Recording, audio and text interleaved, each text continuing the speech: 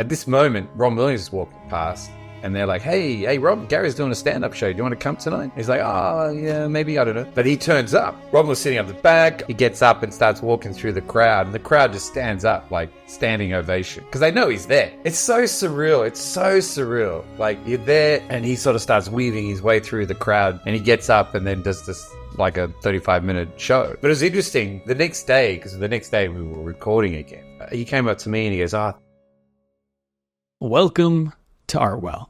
I'm your host, Jacob Kelly, and this is the podcast where we are on a mission to understand what it means to make great art. Today on the show, we are joined by prominent Australian comedian and the co-writer and director of Happy Feet 2, Gary Eck. If you haven't already, make sure you subscribe to the podcast. And if you want even more from me, you can subscribe to the Artwell newsletter at the link in the show notes. And now, without further ado, I'm very excited to present to you my interview with Gary Eck. There are no breaks in this business. You make your breaks. The reason I'm in this room right now is because my music's very dope. Let's try to find something that people remember 20 years later. It's super easy to look back and go, oh, well, we should have planned better. I don't know. Tell me the best creative inspiration that was planned for. Break rules. Leave the world more interesting for your being here. Make good art. I was wondering if you could tell me about the private bin. Gosh, it's almost like post-traumatic stress disorder moment. That's it's a nightclub in Canberra that started when I was at uni. Well, they had been there for a long time. It's a bit of an institution in Canberra. It's now since closed, changed names, but it was the first place in Canberra that decided to do a comedy night, a stand-up comedy night. It was a Wednesday night, and I was at uni, and they played these ads on the local radio station, 104.7, and they kept saying, if you want to give stand-up comedy a try, call the private bin. Give this number a call right now. We're waiting for your call. This is your chance at comedy stardom. Right? It was one of these ads. It went for like 3 weeks. And I'd been doing a lot of theater sports at the time at uni and stuff, and the idea of doing stand-up always appealed to me. And I thought, I'd love to give that a go. I hadn't even seen any live stand-up before. And so I rang the guy, I rang that number, and back then it was just, answering service machines. So I left a message. The next day the guy calls me back and he says, oh, mate, you're the only guy who's run. I've been running that ad for 3 weeks, not one friggin' call. Unbelievable. It's like, he says, oh, you got to do it, mate. You got to do it. I'm not going to, I've spent all this money. Someone's got to get up. And so I thought, yeah, okay, well, I'll do it. And I thought, oh, okay, I've got to try and... What they would do, they had comedians coming down from Sydney and Melbourne, like headline acts, and they just wanted a local support to come on, kind of MC or introduce the act. And so that became me. So I got up there, and, I thought of a routine. I kind of worked on it for weeks and sweating my guts out and was really nervous and got up there and performed, a 5-minute spot. And I think at the time I think I did okay. If I was to watch it now, it'd be probably pretty horrendous in terms of what I was doing. But it sort of set the sort of the hunger for stand-up. I thought, oh wow, I love this. And I started meeting all these other comedians that were coming from Sydney and Melbourne, and I became the sort of regular host there. Just doing 5 minutes, and I'd try and do a new 5 minutes every week, which was insane because no one did that.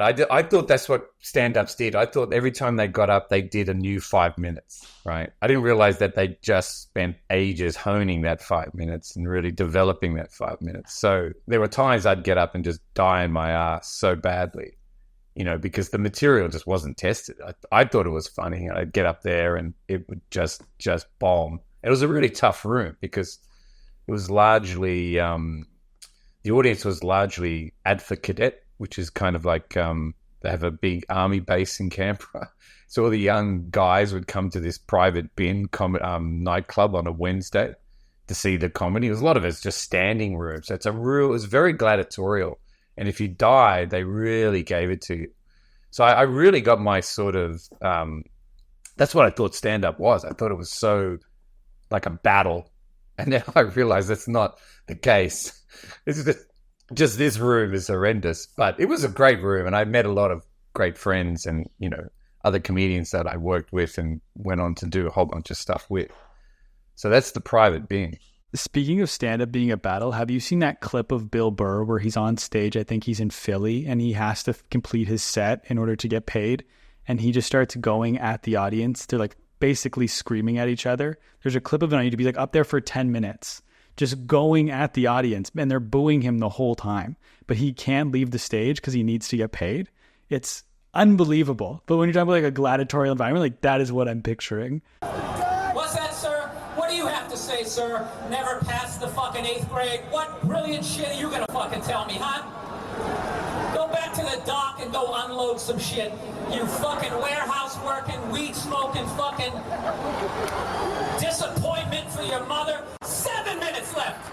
7 motherfucking minutes left. And I'm doing all fucking 7. You fucking assholes. But this, was that a clip from when he was doing like in his early days, obviously? Yeah, this was a long time ago. Yeah. Yeah, I mean, there is that part of your brain because you want to get paid, and you kind of know that if you don't do your minimum 10 minutes or whatever, you know, you don't get paid. And so you, even if you die in the ass, it doesn't matter. It's like, hey, I did 10 minutes. I died on my ass. You've got to pay me.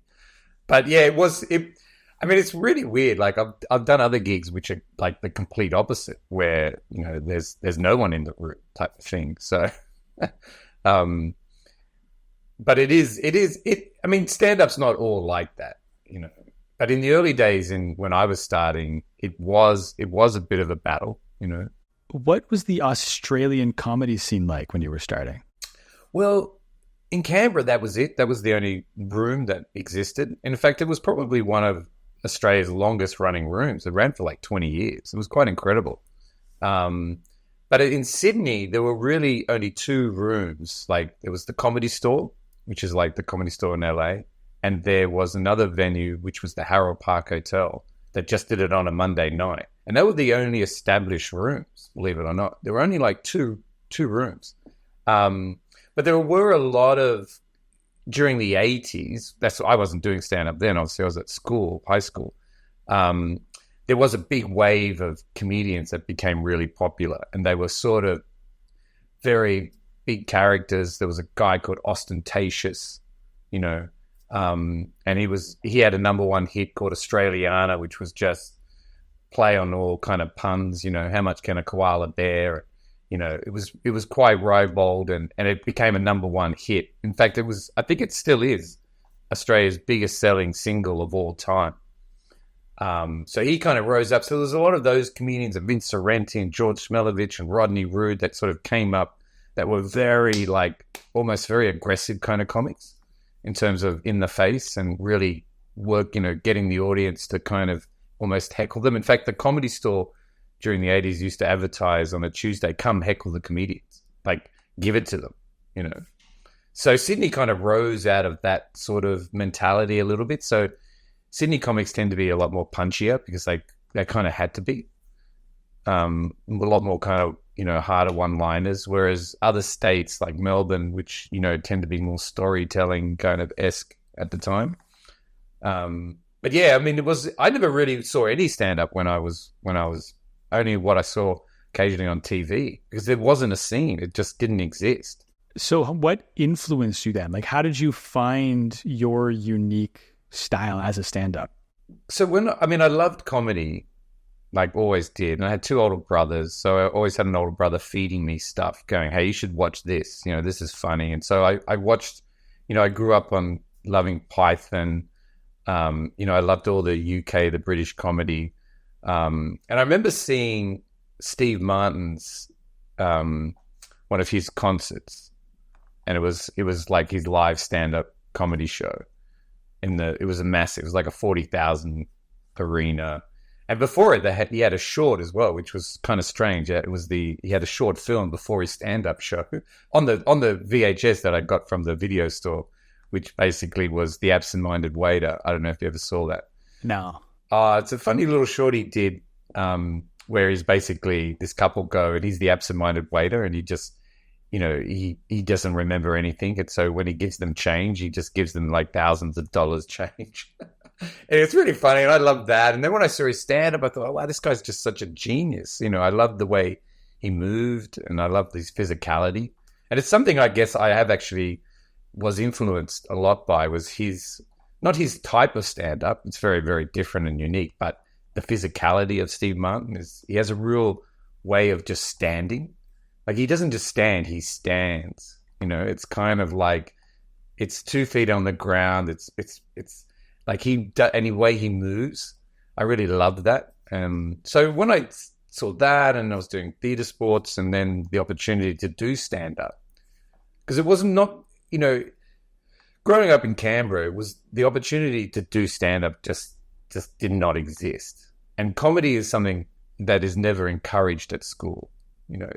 Like, everything else is encouraged, but comedy is never. The teachers never say, Gary, keep mucking up. You know, there's a career in that. We really like how you misbehave and be naughty up the back. It's never encouraged, right? And they never say that to your parents during parent-teacher night. You know, so it's something that you have to find yourself. And I think stand-up does find you. I think it does attract you without realizing. Because when you start doing it, you start meeting everyone else, and you discover they come from everywhere. They're laborers, they're unemployed, they're doctors, they're lawyers. It's like they just pulled to it because something says, hey, you can do this, and it's better than actually working. And it is very addictive, you know. And so that's kind of, once I started doing it, I thought, oh, wow, I really want to just do this. I know it attracts all kinds of people, but is it people who are naturally funny? Like, are you born funny, or is it something you can become? I think you have to be innately funny. I think you have to have it there. You have to have somehow been at school just being sort of witty in your, whether it's other kids are aware or just in your own head. I think that's why I think it attracts people that maybe go, you know what, I think I could do that. I don't know why, but I reckon I could do that. And so I think you have to be innately funny, and then you can learn to be funnier and be funny. But I think if you're not innately funny, it's a real struggle. You'd have to spend a lot of time to kind of get it. And it is something you see. Like, I see when new comics start, you often see them, they try really hard to be everyone but themselves. So they mimic other comics, and it doesn't feel authentic. It doesn't feel as real, and they don't sort of get the laughs. And then after a few years, they drop that facade and they just become themselves. And then that's when they start getting laughs, because comedy is about being authentic. It's about being vulnerable and real as well. And so when the audience sees that, then they go, this guy's for real. What happens in those intervening years from like when they start doing stand-up to when they finally find themselves? Is it just getting comfortable on stage so you're able to be vulnerable? Like, what does it take to actually find your own style and be yourself? It's just time, stage time. It's just getting up again and again and getting that confidence. It's, you know, a lot of it is confidence. It's feeling comfortable. It's like walking out feeling like it's, you know, you own the room, as opposed to just being terrified of the room. So that is a big part of it. I think once you get that confidence and you get those laughs, when you know you've got a routine where there are guaranteed laughs no matter what the kind of room is or the audience is, once you get those routines in place, you start to feel more comfortable. I mean, I remember starting out and I only had 15 minutes.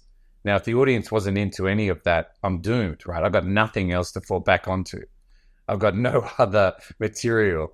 And so, you can quickly just, it all falls apart. Whereas once you've got a wealth of material, you can kind of adapt it to the audience. And also I started doing a lot of ad-libbing, and that sort of is great too, because it just allows you the freedom to kind of just chat to the audience. And often if you're in a room that's not going as well, just forgetting your act and just breaking it down and just referring to the audience, hey mate, what do you do? Where are you from?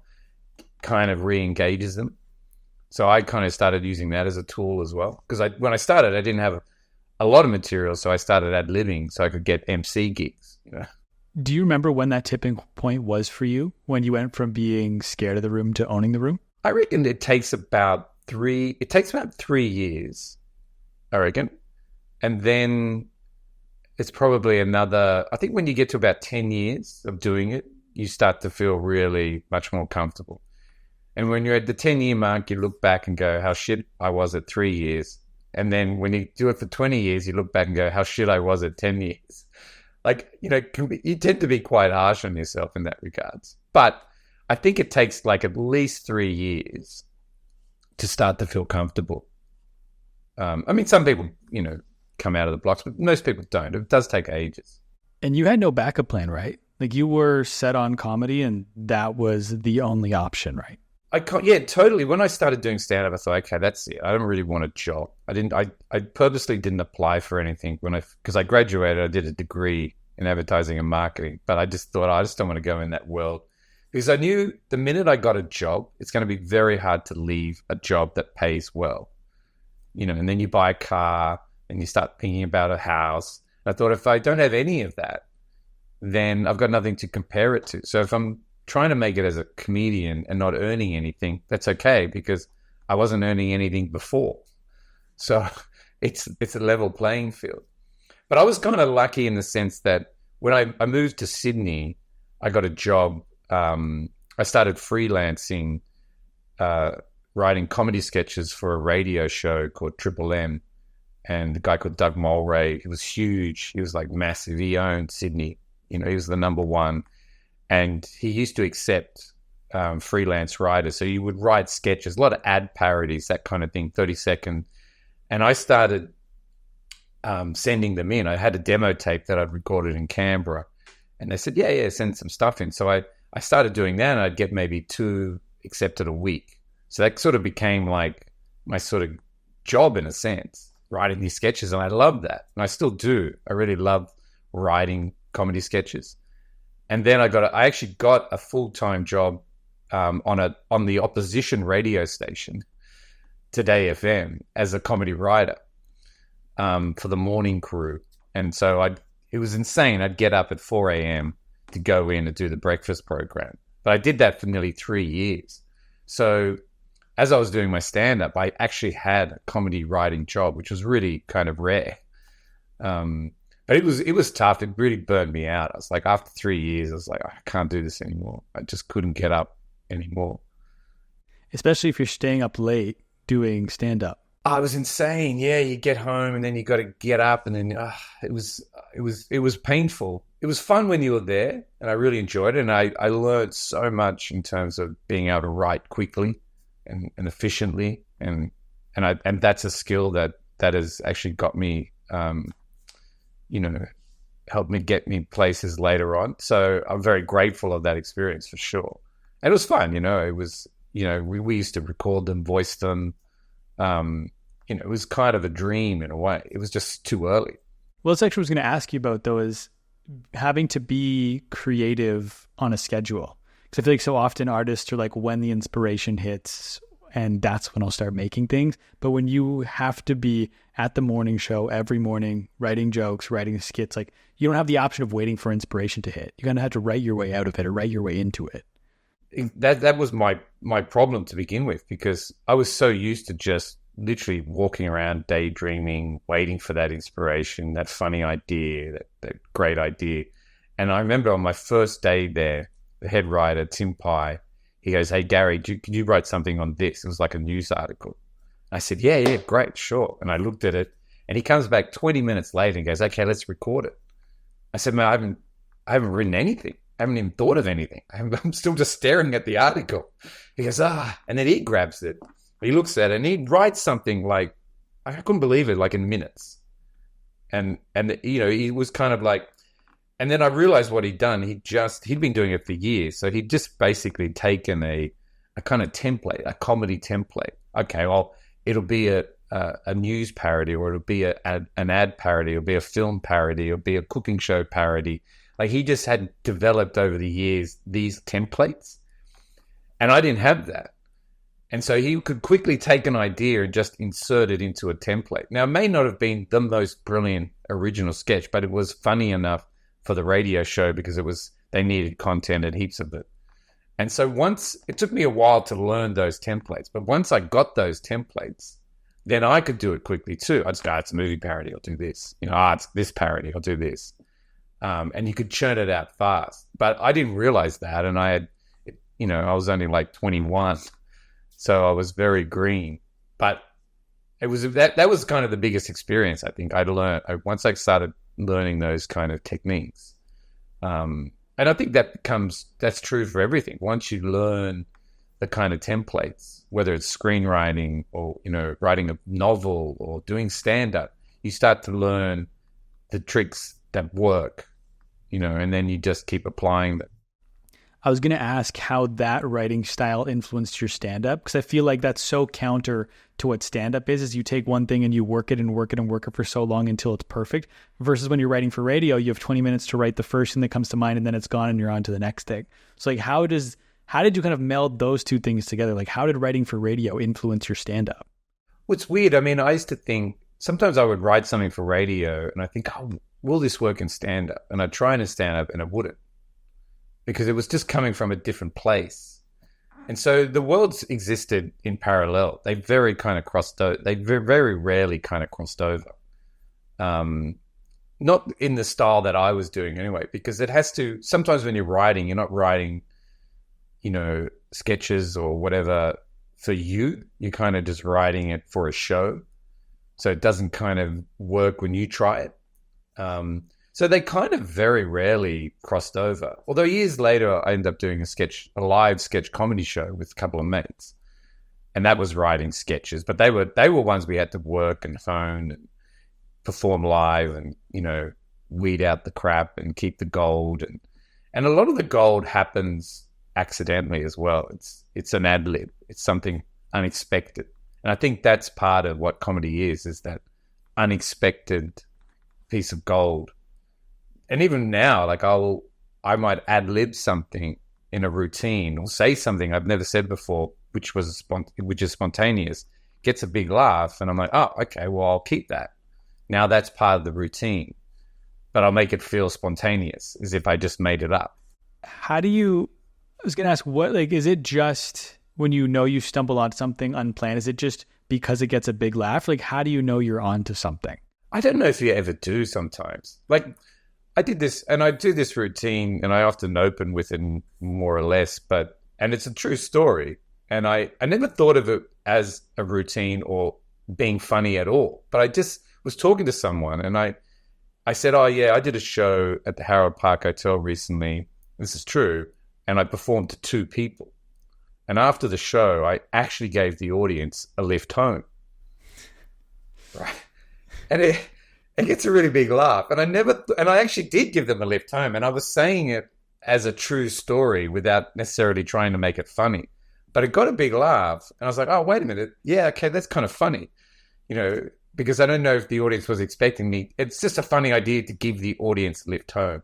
And then I started extrapolating on that, saying, Seinfeld can never give he can't drive the audience home, but I could. And then, and this is true too, as I'm driving them home, they started basically bagging the show. Well, we say bagging when they were kind of, putting the show down. I'm going, come on, man, I'm giving you a lift. Doesn't get any better than this. What else do you want me to do? Tuck you in bed? Yeah, so it kind of became those kind of, I guess, accidental comedy moments where you're not anticipating it being funny. And that comes from just chatting to the crowd. So I'm chatting to the crowd and that came out of it. So there's a bit that I use. How do you know when you have a bit that's not quite working to keep pushing on it until it works versus just getting it out of the act? Like, how do you know which one to pursue and which one to just let go? You're going to have 3 strikes, I reckon. It's kind of like you do it 3 times. And if you haven't got anything by then, or it doesn't feel like there's promise, you kind of just go, okay, I'll forget that. How quickly do you go from, I have an idea for a bit, to doing it on stage? Like, I spoke with the comedian, I don't know if you know Trevor Wallace, if you've seen him on TikTok, but I was speaking with, and so he basically says if he has a joke idea, it sits in his notes for 6 months. If he comes back to it 6 months later and it's still funny, then he tries it out. Do you have something like that, or is it just as soon as you have the idea, you're trying it on stage? No, I mean, a bit of both. I mean, there are 2 types of jokes. Sometimes you'll come up with something and you just know it's funny. You just know in your heart, this is gold, and I'm going to go out there and it's going to get a big laugh. It's just those, and they're really rare moments. You don't get the real gold all the time, but when it comes, it's gold. That's why it takes so long to develop an act, because you want it all to be really good, and the really good stuff doesn't come easily. It's actually really easy. Any comedian can write stuff and get a laugh, but it's not the laugh, not the big laugh, not the show laugh.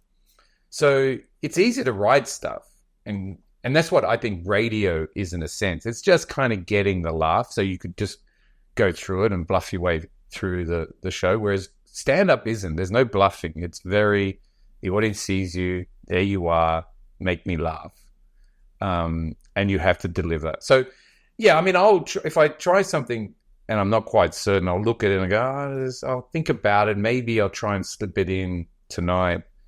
It might be able to chuck it in here, and if it doesn't work, no one will notice. It's like it never happened. But the problem is, and I'm sure every comedian is the same too, like you go, I'll try it tonight, and then you get there and it's an awesome crowd. And so you go, I don't want to deliver something mediocre to an awesome crowd. If it's an average crowd, like it's just, they're okay, I'll try new stuff, because I kind of feel like, well, it doesn't matter. They're not into it. Friggin', that's their problem. But if it's a ripping crowd, I feel obliged just to do the good, the gold. I'm sure if it's a really good crowd too, and you try something that you're unsure about, it might play better to that awesome crowd and give you a false sense of what you actually have. Yeah. I mean, yeah, totally. Because you kind of want it to perform in the worst crowds. You want it, if you get a laugh, if it gets a good laugh when it's not the best room, then you kind of know it's a keeper. And that's what you want. You want the keepers.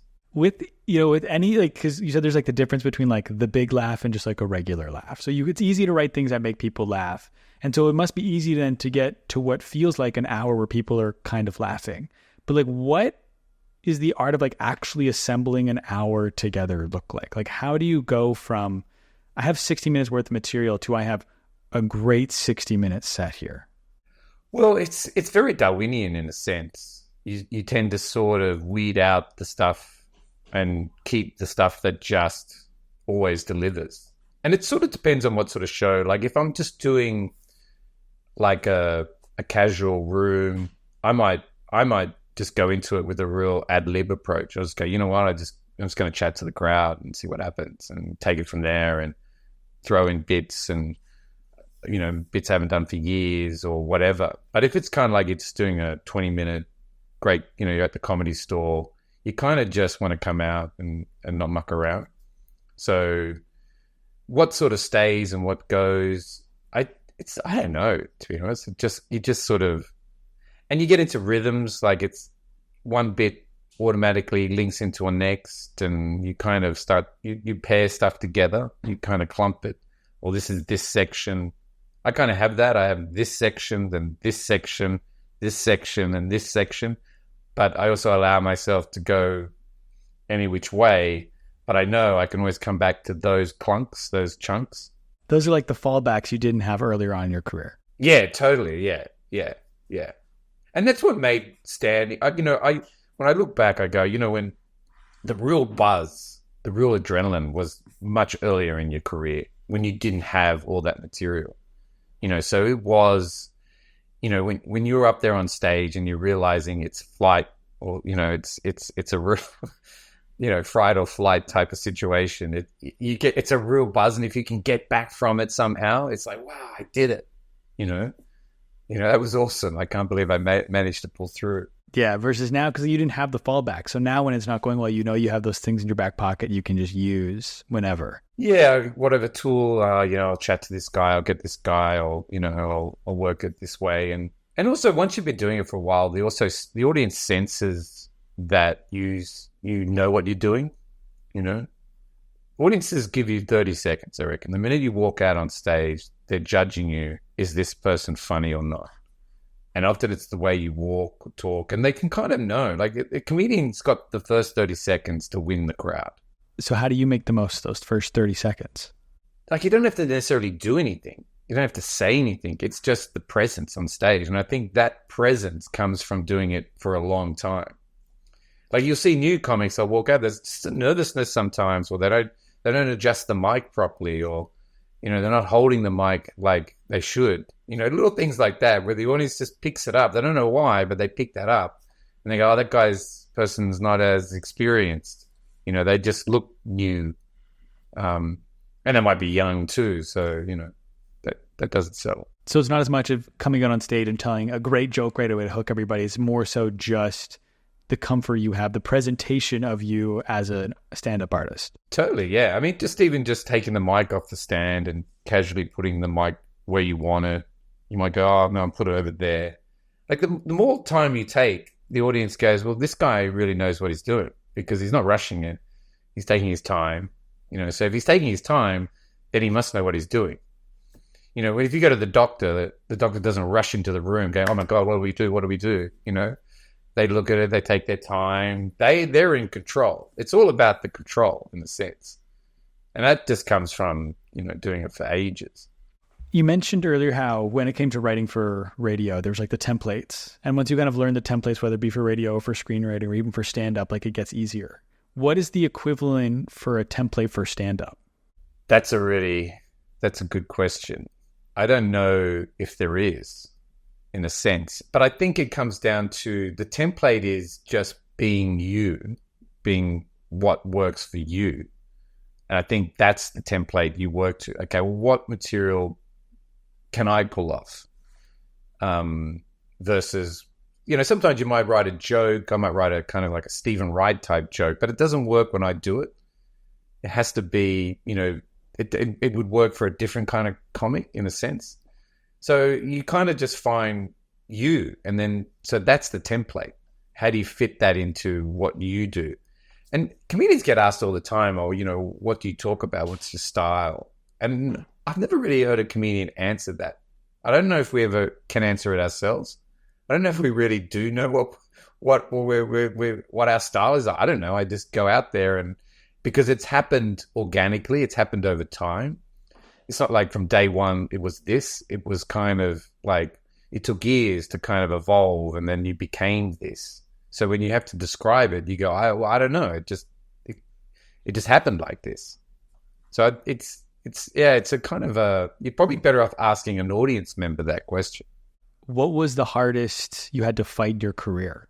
When you choose this as your career, I mean, it's always a fight. You know, you're always you're always thinking, what's my next gig? You know, and unless you're super famous, you're looking at your calendar and you're going, okay, well, I've got nothing there and I've got nothing there. You know, so you're constantly fighting, realizing, oh gosh, I've got to make sure I got work there and doing other gigs. And, you know, I try to do some corporates, so you just don't know when they're coming in. They're very unpredictable. So you can never guarantee that. And so, you know, that's why I'm always doing other projects. And so everything becomes a bit of a hustle in your life, in a sense. So that's, I reckon, is the hardest, just not having that consistency that, you know, is day in, day out, which would be incredibly boring if I had that as well. You know, I kind of love the fact that I don't know what's happening in 6 months' time. You know, I have no idea. I really don't. And it's, you know, it's problematic, but at the same time, it makes you kind of work harder. What was the point where you felt like you'd made it then? It's really, I mean, I've been doing it for a long time. I've done heaps of things, and I don't know if I kind of still feel like I've made it yet. Because I'm always thinking, oh, what's that next big kind of gig? What's that big moment that I'm going to try and knock off? I mean, I know if the classic, if the younger me looked at me now, I'd be like, wow, man, how amazing is that? But I'm always thinking, okay, well, I've done that. Now I've got to try and, what's my next big thing that I'm going to try and pull off? There was a period, I'm jumping a little bit here, but there was a period in your career where, I think it's right after you win Tropfest with The Money. You end up in Hollywood, I believe. You have meetings with a bunch of producers. And I've heard you say that they didn't necessarily go the way you had planned them to go. You didn't have anything written to really show them. So looking back in time, if you could give that Gary advice, or I guess giving advice to somebody today, like when you get that meeting or those meetings with a bunch of Hollywood producers, how do you make the most of that opportunity? I guess part of it is that experience of just doing exactly what I did to find out what I needed to do, and just making those initial contacts. Because when I had the money, and it won Trop Fest, and then it also got selected for I think it was the following year, G'day LA, which is like an Australian event where they showcase a lot of Australian filmmakers and what have you, and it got selected to show there. And they showed it in the Egyptian Theatre in LA, my short film, before another Australian feature film. And it was a packed audience. And it went off, right? And the audience loved it. And a whole bunch of agents in there and stuff. And they all came up to me afterwards. And that was actually a much kind of rewarding experience, because they saw it in front of the crowd. And they said, oh, we enjoyed that more than the feature. You know, it was really funny. And what are you doing? And all the advice I sort of got was, what have you got? Have you got something, you know, to show? And I didn't have a feature. I didn't have anything. And I'm like, oh, yeah, that's the goal. I'm going to write something. And so that sort of became the goal, thinking, okay, I'll go write something, and then I'll, you know, be able to come back. And because I've made those contacts, they'll be interested in reading the script. And but then what happened after that, I sort of came back, and then I ended up sort of working on Happy Feet 2. That's kind of where that happened. So I kind of sort of put that project aside in terms of writing a feature, which I would have loved to have done. I probably back then would have had, you know, I probably would have written something, whether it was good or bad, I don't know. But there was a lot of interest. You know, I remember the film was received so well. I mean, I remember, I don't know what happened to these, but everyone I met who watched it really loved it. And it was interesting, when I went over for the initial meetings too, someone said to me, they won't have watched your film. You're going to go into the meeting and they won't have seen your short film. So be prepared for that. They're just going to treat you as just very generic. So a mate of mine suggested, take your laptop, take an external speaker and play it to them. And I went, oh, okay, that's a really good idea. So I would go into these meetings, and every single one was like, look, I'm really sorry, I haven't had a chance to see your short film. And I go, that's okay, because I brought it with me. And I'd open my laptop, and it was, you know, DVDs back then. So I kind of slipped it in, and I had the external speaker, and you could see them start to sweat, because they're going, if this is crap, if this is like really bad, I'm going to have to fake my way through 7 minutes. And so I'd go, look, just watch it. I had headphones, and they go, oh, okay, sure, okay, I'll watch it. And then, and they all loved it. They all loved it and went, oh, this is great. Oh, this is really funny, you know. And so that was a really, really good piece of advice. So if anyone else was going, I mean, these days people may watch your stuff because it's easier online, but they generally don't. They generally have done zero research on you. It's just like, okay, they're just taking a meeting because someone said, you know, they've organized a meeting. But that was really useful. And then everyone's response was like, oh, well, what have you got? You know, have you got something? Yeah, I'd love to read it. You know, if it's in this tone, that sounds amazing. But then I went back and then I got sidetracked into this other project. And when you got involved in Happy Feet 2, so correct me if I'm wrong, but the story goes, you go work out, you get invited to a cast and crew screening for Happy Feet 1. You go to work out before the screening. So you show up to the screening and your workout gear is still a little hot and sweaty. So you make the decision to wait till right before it starts, sneak into the back and sit in the back row, not thinking that that's also where all the important people are going to sit. And George ends up sitting right next to you. And by serendipity, he had just watched The Money on his flight over right before he happened to run into at the screening. Is that kind of how the story goes? That's exactly how the story goes, except it wasn't The Money. It was another. He'd seen The Money and really loved The Money, but it was another short film that I'd done called Final Call, which was a film about someone being stuck at an airport toilet with no toilet paper, and they're calling his flight, and he's got to make this flight because he's got to get to Hong Kong and deliver documents, and it's all about him getting toilet paper. I describe it as Die Hard in the toilet. And he'd seen that one, and Qantas had bought the film because it was relevant and, you know, it made sense. And And so he was coming back from LA for this screening and decided to watch my short film. And then he was talking to me going, I thought, how are you going to hold this film? And he was just talking about the film because he loves talking about film. He said, I was really impressed. It kept me going. It was big laughs and blah, blah, blah. And that's how the conversation started. And he's like, if we ever do another Happy Feet, would you be interested in getting involved? And I said, yeah, of course. Yeah, absolutely. But, you hear those kind of comments all the time and you never think they're going to eventuate. Had you met George before that? I hadn't met George. I know I'd met his brother. And that was the other thing that was in my favor too. I'd done a comedy CD called The Hollywood Motel with a guy called Lee Perry. And it was a narrative comedy, which people just don't do now. But back then it was it was all these A-list actors that were staying at the Hollywood Motel, which is a B-grade hotel on the eve of the Big Head Awards, which was a send-up of the Academy Awards, which was hosted by Arnold Schwarzenegger. And Lee Perry does all these great voices, which incidentally, George got introduced to Lee Perry through that. And Lee ended up doing a bunch of voices on Happy Feet 2 and also Fury Road. And then also ended up being in Furiosa, playing the bullet farmer, playing the late Richard Carter, because Richard Carter had passed away and Lee Perry could do his voice. And George, at Richard Carter's service, Lee got up and did a speech as Richard Carter. And George went, oh, that's interesting. If I ever do another Mad Max and I want the bullet farmer, I'll get Lee to play the bullet farmer. I mean, George often thinks years ahead. Like, he plans, he's thinking, oh, well, that's great, I'll keep that. So, everything was kind of, it all kind of worked out for everybody in a sense. So, yeah, that's how I sort of, and the reason George loved that, he had heard the Hollywood Motel, and he loved that as well because he realized that's kind of what animation is. You create the soundtrack first. You create the voices, the narrative, and then that's what's animated, in a sense. It's building other things along the way, but in essence, you can't animate until you have hero voice. So he was impressed with that I was able to do that. And then with the short films, he thought, oh, well, Gary will be a good asset on this next one.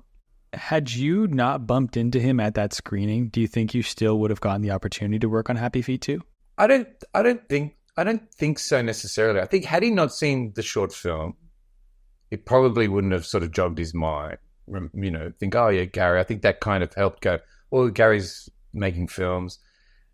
And in a way that meeting was almost like a meeting. I think he took that opportunity to go, this is opportunity to talk to Gary, see what he's like, and he never said anything because I'm literally wearing like a singlet and shorts, right, to a cast and crew screening.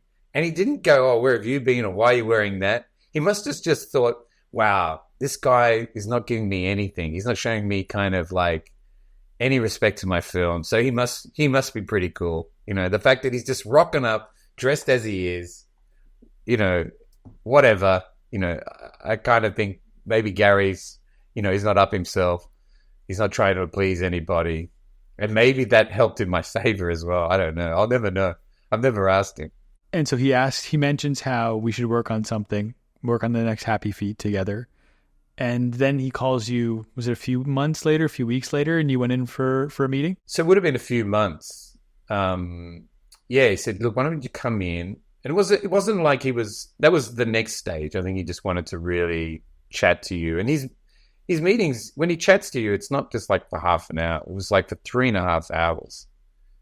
And I remember I went in and I was doing a radio show, which I still do now. It's on a Friday. It's called Richard Glover does this show. It's on ABC2 called Thank God It's Friday. He gets a panel of comedians. It's old school comedy. It's like they have a live band. It's you talk about all the topical news of the week and you banter off each other. It's a live audience, huge fun. And I was doing the show that day. I had to be there by 5, and I'm still talking to George. It's like 1:45, and I'm thinking, oh shit, I've got to get across town. And I didn't say anything. I didn't want to interrupt and say I have to go and do this radio show.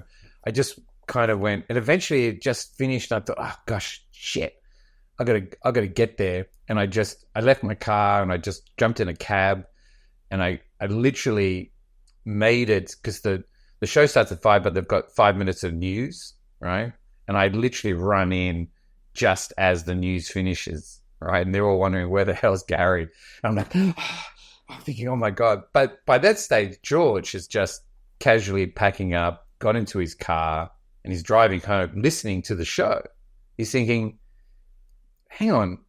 And he called me the next day and he said, look, I'm driving home and I turned the radio on and you're on.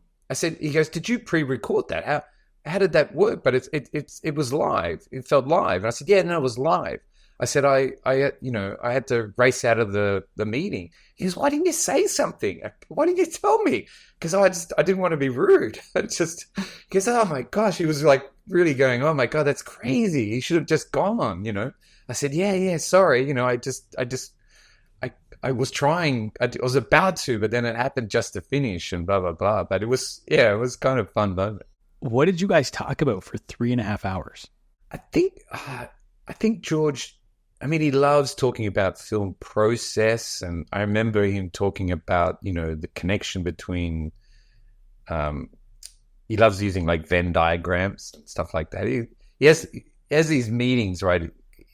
He had a venue called it was the Metro Theatre. It was a massive old theatre that he converted into basically a giant office that became the production house for a lot of pretty much all his productions. And he had what he called the Mad Max room, basically. So it was this big room, and surrounding the room were all the storyboards for Mad Max Fury Road, right, that he'd done years ago. And they're all there. So they were just like a circular. You never really paid any attention to it, but that was the whole film was mapped out around it. So they called it the Mad Max room. And that was kind of his room, big long table. So it's only just you and him. It's kind of weird. It's like giant conference room, 2 people. And so, yeah, and then he had whiteboards and, I know you would draw Venn diagrams, between how the audience connects to the material and what's the crossover bit. And it was just I think it was just generic in terms of, what films do you like? What are you watching? What's your approach? And I think he just wanted to get a sense of, how I think. Is that going to help the project, or am I going to be an obstruction? And he does that. I know he does that to pretty much everybody. Big, long conversations, and you have lunch and it's pretty casual. And then he goes, it's not an interview at all. It's just a chat. It's like me talking to you right now, And I'm thinking, do I want to work with Jacob? I don't know. Is that going to happen? I've heard that, though. I think it was Tom Hulkenberg, who's been scoring his last few films, was saying how when they sit down, they'll spend, of their whole conversation, they might spend 10% on the score and 90% just kind of on everything else, on life and film and music. But that ends up, those conversations, that 90% ends up reinforcing everything you do with that 10%. Yeah. And George, he doesn't waste his words. They're all meaningful. And it's always really interesting. Like, I was kind of riveted, because, he'd be, whenever he says, when I was talking to Steven Spielberg, and he was talking about, like, he can't help but just go, what? Were you like a Mad Max fan? Like, growing up in Australia, like, for someone like me living in Toronto, I feel like my relationship is different with the Mad Max franchise versus someone who grew up in Australia. So, like, what was that like for you, if you were a Mad Max fan, to be in a meeting like that with George? Yeah, everyone in Australia is a kind of a Mad Max fan. It's kind of like whether you like the film or not, you're kind of a Mad Max fan. And so I was kind of a Mad Max fan, but I wasn't like a Mad Max fan.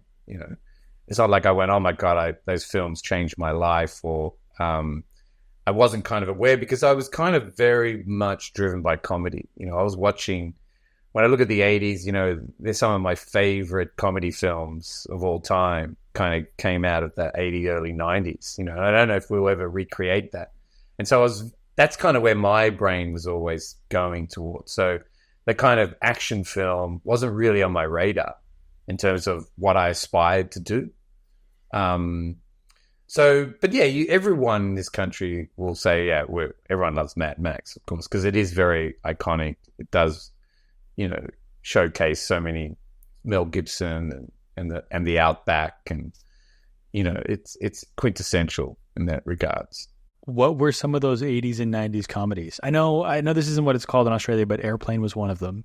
But what were some of those other ones that were influential for you? Yeah, Flying High, we called it here. I don't know why. I think it must have been a show out called Airplane or something, but for some reason they went from that to Flying High, which is really remote. Like, who came up with that? But yeah, so, I mean, I loved all of Steve Martin's films, these early films. Like, I remember watching, The Jerk, The Man with Two Brains, Dead Men Don't Wear Plaid, All of Me. I loved those films, I just thought they were so silly. I really gravitated towards the kind of silly. I remember watching, the Zucker Brothers Kentucky Fried Movie, which was their first film that they made, which was basically their live sketch show turned into a film, and just thinking, oh my God, this is unbelievable. How could you be so funny? And then all of the, then you've got all the John Hughes films that were still kind of, Ferris Bueller's Day Off and Princess Bride. I mean, there's still great films that you can watch today and have not dated at all. In fact, I watched Ferris Bueller with my kids recently, and I'm like, it hasn't dated at all. You know what I mean? It's just, even the wardrobe is kind of back then is what everyone's wearing now. So it kind of feels like a current film. And, Groundhog Day, that was early 90s, wasn't it? Gosh, I'm trying to think. Pretty much, I mean, there were lots of big action stuff, but I always just thinking, I loved that sort of silly kind of humor. It's, it's just silly. And I guess when it comes to making Happy Feet 2, like, that must have been a strength for you, that you weren't an action fan, because you got George there. George has those boxes ticked. He's got that covered. It's like you were able to bring a different perspective into the writer's room, because you were just brought on as a co-writer originally, right? Yeah, so I came on as a co-writer, and there was also Warren Coleman, who had worked on the first one. And so we sort of teamed up, in a sense, to kind of work together. And then there was another guy who worked sort of remotely, just working on stuff, a lot of the Krill's scenes and stuff, called Paul Livingston. So there were kind of four of us, but it was always basically Warren and I working together. Then we would meet with George, and then we would go through the scenes that we'd written, and it was always start at page one again. Like, it was always start at the beginning and go through it, that was George's process. And you could tell he would be thinking things the night before, and he'd come in and go, I think this is what happens. And there are lots of moments, you're just going off on wild tangents that don't end up in the film, but it's part of that sort of exploration. So that was kind of the writing process. Were the bare bones of the story there when you joined, or was it a complete blank slate? So it was pretty much, so what happened was we had a big writer's room. We had a big workshop for a week. The Warner Brothers people came out. Other people were invited, and everyone was invited to kind of pitch their story ideas, whether it's just ideas or maybe complete stories. And George, I think at the time, obviously in his head, I think he knew what the story was. And what he's actually really good at doing, and part of his skill is it's like he's panning for gold. Like, he's got the kind of story, but what he's looking for, what are the nuggets that I can take from everyone else's contribution and enhance the story that way. So everyone kind of pitched, and I think I was genuinely the only person in the room. There must have been it would have been at least about 25 people. It's a big room, or maybe 20. There's a lot of people, all from different departments. They weren't necessarily they weren't writers. Some of them were just like the sound person, but everyone could contribute. And so, but I actually thought out a whole film. I actually thought, what is the whole film for Happy Feet 2?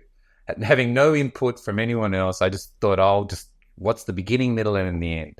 And I kind of pitched that. And George took a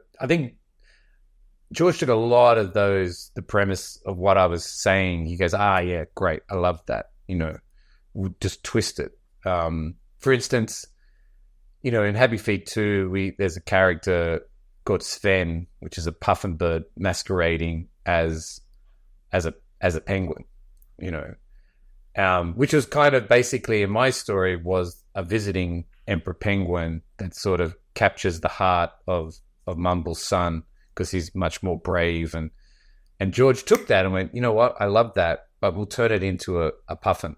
Like, it was kind of random like that. And everyone went, what? Where'd that come from?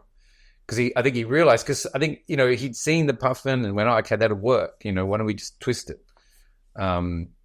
So the story sort of evolved like that. And then we sort of wrote this treatment of the story, which was something I guess they needed to send to the studio to get officially kind of greenlit. Because I don't think it was officially greenlit at the time, but it was kind of guaranteed in a sense. They would have only said no if it had just, for whatever reason, but it was they just needed to tick the boxes, I think. So then once we had that green lit treatment, then we sat down and actually started writing the screenplay from page one again, and it changed completely anyway. Because you spent a year working on the story, right? Yeah, it's very slow. George is he does take his time. He likes to sort of sit down. He doesn't smash out scripts. I quite like to smash out a script, because I just want to get it out there and then look at it from a distance and then go, right, do I rewrite this, or do I keep this chunk? Because there's something, and I think this comes from my stand-up of just kind of wanting to ad-lib and chat and to see where it goes. And often I just want that when I'm writing, when you get on a roll, you just want to kind of go, well, this is going great. I don't know where it's going to go, but I just want to keep going with it, Whereas George is much more methodical. Even though he's probably thought it all in his head, he'll spend much more time writing. With George being so long, like you say, you bang out, like you'll do the whole script. So with George, is it like we need to make sure these 10 pages are perfect before we move on to the next 10 pages? Is that kind of the approach? It's kind of that's his approach, but he's also thought out the whole film in his head. He knows the whole film in his head. And that's what he's done the thinking on. Like, he's worked out, okay, this is what's going to happen. So I think by the time he comes down to writing, because he's thought out the whole film, he takes a very methodical approach to making sure all the pages work before moving on to the next. But then, you might go back and rework that again to kind of get that section really sweet. And then you kind of get that section. But I think he does that because in his head, the whole film is worked out. This is his story. Is that frustrating for you as a writer, especially someone who likes to write so quickly? Yeah, it can be a little bit sort of like, because you can spend a bit of time going on tangents or going on a sequence that doesn't end up in the film, and you cut it. Like, I remember we spent must have been close to a month writing a sequence in Happy Feet 2 about, Mumble going fishing, more or less. And it got dropped in the end. But it was like, we spent a lot of time writing it. And then it kind of got dropped, got cut out. So you kind of go, if you'd smashed out that bit, you may have been able to look back and go, wait a minute, does this actually work in the structure of the film? But it didn't really bother me, because I quite like that process too, because it wasn't a process that I was kind of used to in a sense. How do you write dialogue for a movie like Happy Feet 2, where so much of it ends up being kind of ad-libbed? Well, it is ad-libbed and it's not ad-libbed. So, I'm a big believer that an actor can really only ad-lib off material that's really well written. If it's really well written and it's really good, they can extrapolate off that and make it funny and add little bits that you may not expect. I mean, Robin Williams was someone that would just give you every variation and do heaps of ad-libbing. But ultimately, when it came down to cutting it, even though lots of his ad-libs got in there, the bones of the storytelling, the actual dialogue that you want, it remained the same that was on the page, because that's kind of what's driving the narrative. And so you can have wild ad-libs, but if they're kind of not on story, then they just become a distraction and you end up cutting them even though they're really funny. So what you want are the ad-libs that stay on story, that enhance that was what was there before. It becomes like the box they can play within. Like if anything doesn't fit within that box, it doesn't make it into the film. Pretty much, yeah. They're the kind of parameters in a sense. I mean, we had wild. I mean, Robin Williams just had so much stuff, and it was all so funny. And you're just going, oh wow, it'd be great if we could keep that, And I think that's what comes, that's part of good storytelling, is knowing what has to stay and what has to go, even though you're letting go of some really good stuff. You kind of go, well, it's just the rhythm is not there if you keep that. It's just the rhythm, the pace, and everything's got to kind of fit. And any actor loves a great line. If it's well written, they don't want to change it, and often they don't. Yeah, it's killing your darlings, no matter how good they are. If they don't, if they don't service the story, I guess. Yeah, everything has to service the story. Yeah. And another thing that George said, I believe, when you were making Happy Feet 2 a lot, was uniquely familiar, right? Like that was something he repeated quite a bit. He loved that catchphrase. He still uses it today. It's actually, I think, originates from a UCLA screenwriter teacher, Richard Walter. I think said it in one of his lectures. And I think George had heard that, uniquely familiar, and he loved it, because he used to say, there was a writer called, what was his name? He's a marketing guy, and he wrote a book called The Purple Cow. Oh, Seth Godin. Seth Godin, yeah, that's right. Seth Godin wrote a book. And George would often reference that purple cow. Your film has to be a purple cow. It has to stand out amongst all the other cows, But then uniquely familiar was a kind of a step up on that, because it was like, okay, so for a film to do well or to have a chance, it has to be two things. It has to be unique. It has to be something that feels the purple cow the audience hasn't seen before.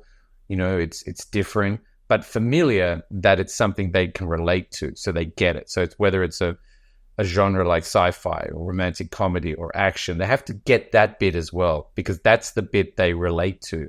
And go, oh yeah, it's an action film, but it's a different action film. It's a rom-com, but gosh, this is a really unique rom-com. And so these are the two elements that I think, George would always say, uniquely familiar. And it's something I think about as well. It's like, okay, what is about this film that's different to all the other films, Because audiences just go, oh yeah, I've seen that film, It's like something new within a context that they're familiar with. Exactly, yeah. What's different about that? So how does that thought process show up in the writing process? Like, what does that look like when you're writing? How does that come into play? Well, Happy Feet 2, I guess, is playing off an existing film, so it's a sequel. So the familiarity is there, obviously. And that was, I think, the hard part, was making it unique, in the sense that a film like Happy Feet has its limitations, that it's set in, it's real. It's not a kind of anthropomorphized kind of characters. Penguins are penguins. They act like penguins. And so you're limited in that sense. So your uniqueness starts to kind of lessen a little bit, because how do you make it truly unique versus the first film? Because you can't have them suddenly fly a plane or, talk on their walkie-talkies or, and you're also bound by the Antarctic, so the environment's set. So creating the uniqueness, that was the challenge, I think, for Happy Feet 2. I guess tell me a little bit more about working with Robin and what that experience was like. Are you feeding him prompts? Like when he's ad-libbing, what does that look like actually in the studio? The studio was a very open studio, so all the cast were there. And because he was playing two characters, Lovelace and one of the Amigos, he was often with the other guys who were playing the Amigos. And then there would be any other actors. So it would be an open room, which I'd never experienced before.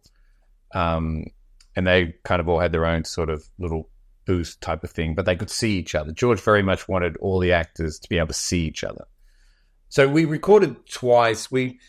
Robin just came to Sydney, but we also recorded stuff in LA with to record The Krill. That was a different time. That was with Matt Damon and Brad Pitt in LA playing The Krill, and we also recorded a lot of Elijah Wood there, and Alicia Moore, who played with Pink, who played Gloria. So that was the first time I'd experienced stardom. That was insane. Just seeing Matt Damon walk in. And you just go, oh my God, there's Matt. Sorry, I'm distracting from Ron Williams. I'll get there. Please, keep going. Keep going. It's so surreal. Like, you're there and Matt Damon walks in and you're just saying, okay, that's Matt Damon. And he's talking. And then Brad Pitt walks in and he's wearing this kind of Rastafarian type beanie. And he goes, and Matt Damon doesn't know he's there. And he walks up and he does that thing, very high school child thing where you push the back behind someone's knee and then they fall down. he sneaks out to them and does that, and Matt Damon goes, what the? And then he turns around and goes, hey, Brad, and that's kind of the introduction. And that was totally surreal. I remember just sitting there and we're having a lunch break, and lunch is just takeaway from a vegan cafe, like with fake chicken stir fry. And I'm sitting on the couch, it's a big couch, and they're on the opposite side, just hoeing into this food, going, this is good. I'm thinking, wow, this is pretty crap, to be honest. But Brad Pitt thinks it's good. It was super casual. So yeah, and then meeting Pink and Elijah was the first time there. Ron wasn't recording for that section. He came to Australia. So circling back to your question, it was, when Robert's in the studio, he's very, he's doing business, and he'll deliver exactly what you want. And then, is there any variations? And he'll just do it. He'll riff with it. He'll go off and he'll explore it. But he was so professional in that regards. He was just like there, focused, delivering it, giving it 100%. And then it was interesting. I don't know, you probably know the story, but he came to one of my stand-up shows. I don't know if I'll tell it now because it's kind of relevant to what happened afterwards as well, because the Amigos, one of the guys, Jeff Garcia, who played one of the Amigos, was flying home that next day, and the guys come up and said, hey, Gary, we're going out for drinks. Jeff's going home tomorrow. Do you want to come? I said, you're not going to believe this. I've got a comedy gig tonight at the Sugar Mill. It's up in the Cross, and I said, look, why don't you guys come down and if you want, because they were all stand-up comics. Jeff Garcia was a really funny comic as well. And I said, well, do you want to share my spot? It would be fun. And at this moment, Ron Williams is walking past and they're like, hey, Rob, Gary's doing a stand-up show. Do you want to come tonight? And he's like, oh, yeah, maybe, I don't know. And he just keeps walking, right? I'm thinking, what? Is he going to come? That'd be hard. That'd be tough. Gosh, And I thought, okay, whatever. And so we agreed the guys were going to come down. And Elijah Wood said he'd come along. And so once he was coming along, there was this kind of anticipation Robin would come along, but he hadn't sort of said he was coming along. So I turned up to this gig thinking, oh my God, in a way I thought, I hope he doesn't turn up, because I just didn't want to die on my ass in front of Robin Williams. Just would have been really humiliating. But he turns up. I think, he's here. I'm just shitting myself so much. It was like it was my first night of comedy. That's kind of what it felt like. I'd gone back to the first time I'd ever done stand-up, and you're kind of in the back room pacing and nervous and really agitated. I kind of went back to that, but still thinking, okay, this will be fun. The room was chockers. And Robin was sitting up the back. I ended up going on, and it was an awesome crowd. And I was kind of introducing other comics, and Jeff Garcia gets up, he's killing. And then he starts having fun at Elijah Wood, who's sitting in the audience going, there's Elijah Wood, everybody. Elijah Wood, Elijah Wood gets all the chicks. He's just, all he does is bang chicks, right? He's having a go at him. And Elijah yells out, yeah, when that's right. He goes, oh, that ring, that's a cock ring. That's a cock ring. And it's a cock ring, right? It keeps going on. And Elijah yells out, yeah, when it heats up, you can see the markings. And then Robin Williams is right there, starts doing Gollum, going, right, precious. He gets up and starts walking through the crowd. And the crowd just stands up, like standing ovation. Because they know he's there, right? Because it's only a really small room. And he sort of starts weaving his way through the crowd doing Gollum, right, precious. And he gets up and then does this like a 35-minute show, which, the audience goes bananas for. Because he was really sharp because he'd just come off like a 70 show tour from the States. So he was pretty sharp.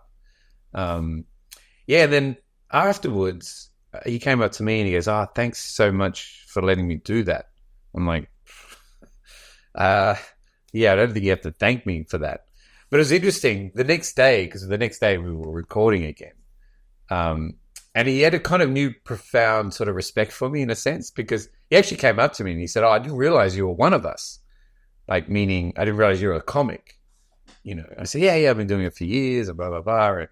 And then he kind of, because it was an open room and we were, so there's two co-directors, so it was directing, you could just say whatever you wanted to. But whenever I would make a suggestion to Robin Williams, he would always go, yes, boss, what is it? He'd call you boss.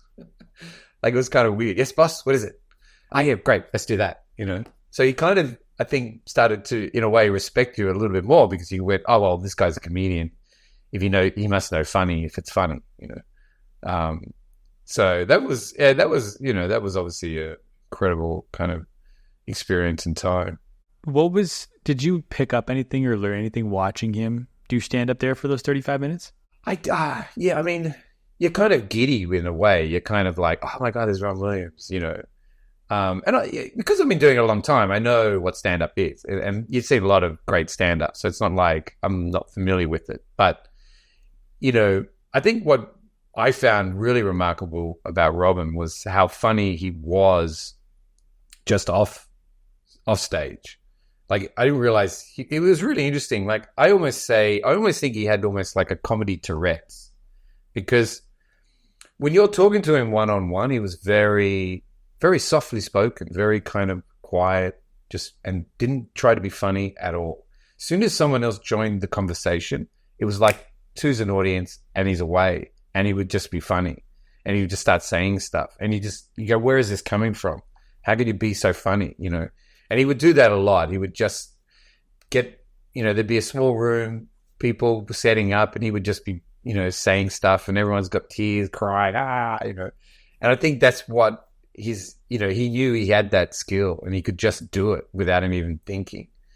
I mean, and very smart with words. I remember we had to do this. This was an ad lib. He was doing these rhyming couplets, like these poems. He was playing the character that's trying to flirt with Carmen, the Adelie penguin. And he was just riffing, making up rhyming couplets about her. And he just kept going. And they were brilliant. It was just like this rhyming couplets poem, just bang, bang, bang, bang, bang, bang. And then he just kept going, bang, bang, bang. And it was a real genius moment. I mean, we couldn't end up using it because, as I said, it didn't end up being part of the story. But in itself, it was just such a brilliant, piece of comedy ad lib. Would he have to like warm up, or would he show up at the studio kind of on his game? Yeah, just turn up. I think comedians get good at doing that. You just turn up. Like even me, I just, I can turn up 5 minutes before a gig and that's it. You kind of, because you're just being yourself. You're not really, there's no,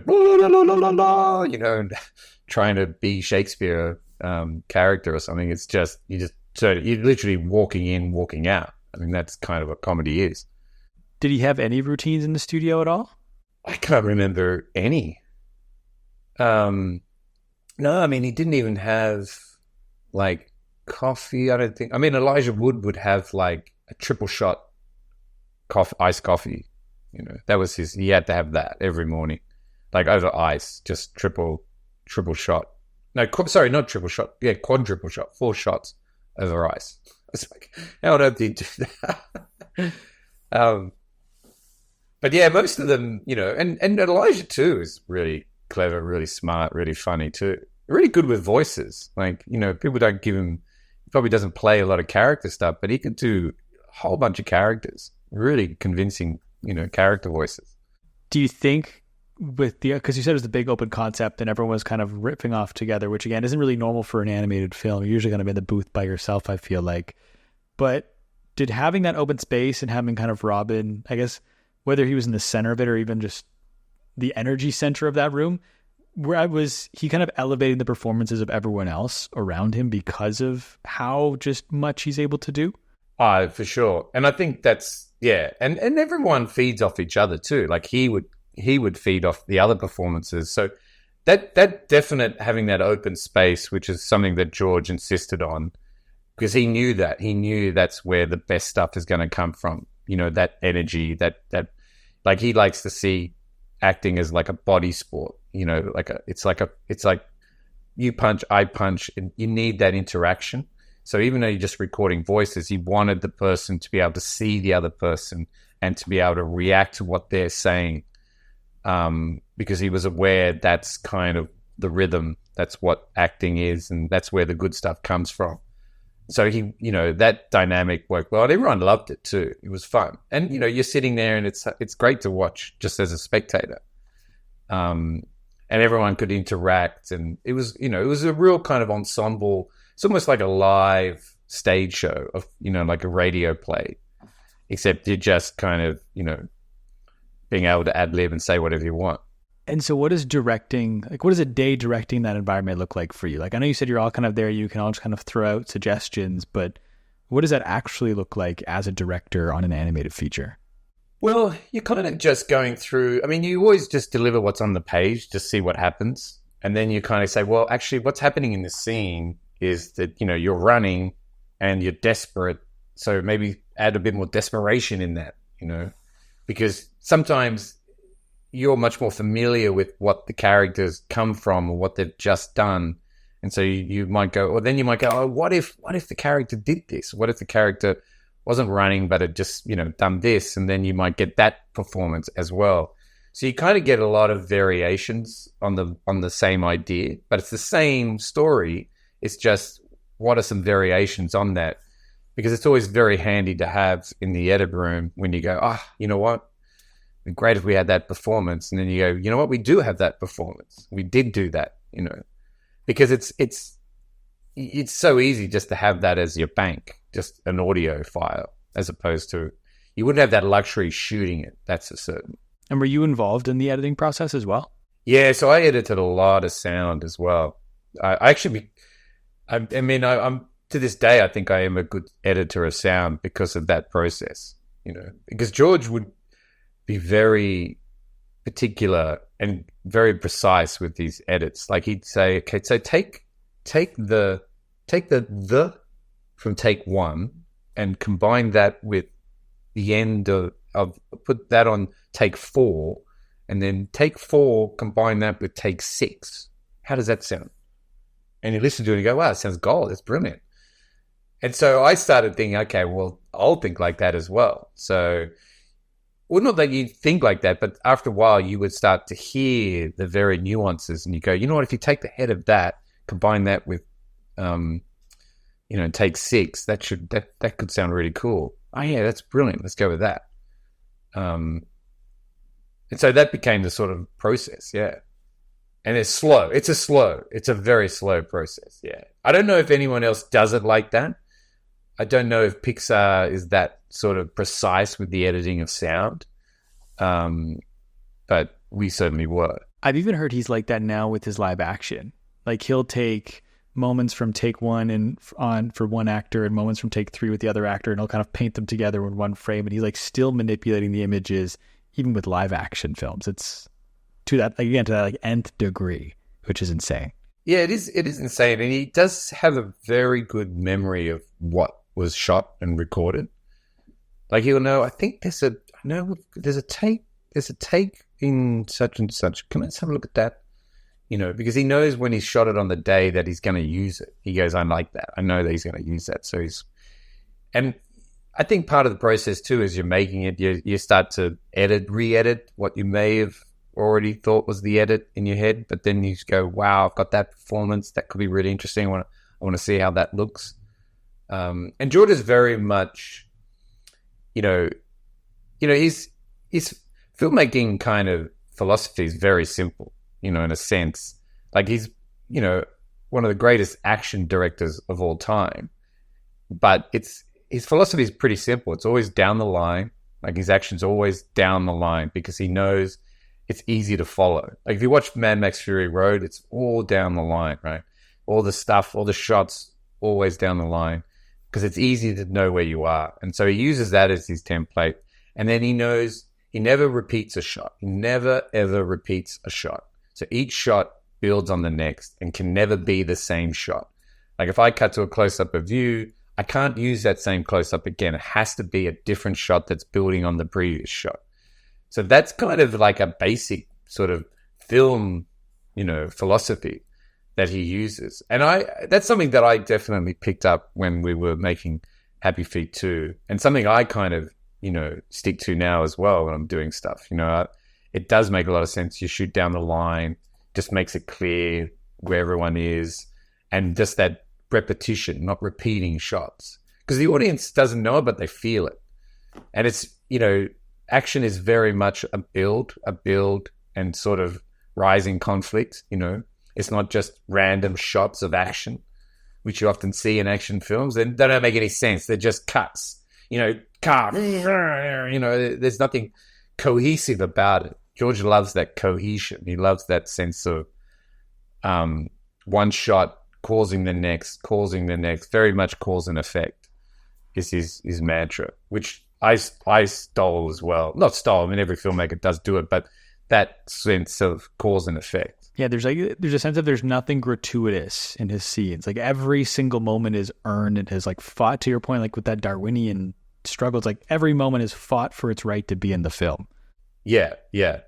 I think and that's something that he's obviously learned during his filmmaking process. Everything has to be earned. Everything has to be there for a reason, and a new reason. Is there anything else you kind of took away from that experience that you still either think about today or still utilize today?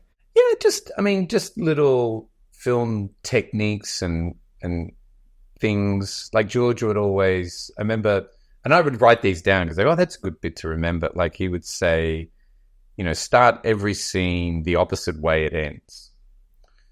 So, for instance, if two guys go into a bar and have a fight, you don't start the scene with those two guys angry at each other, go into the bar and have a fight.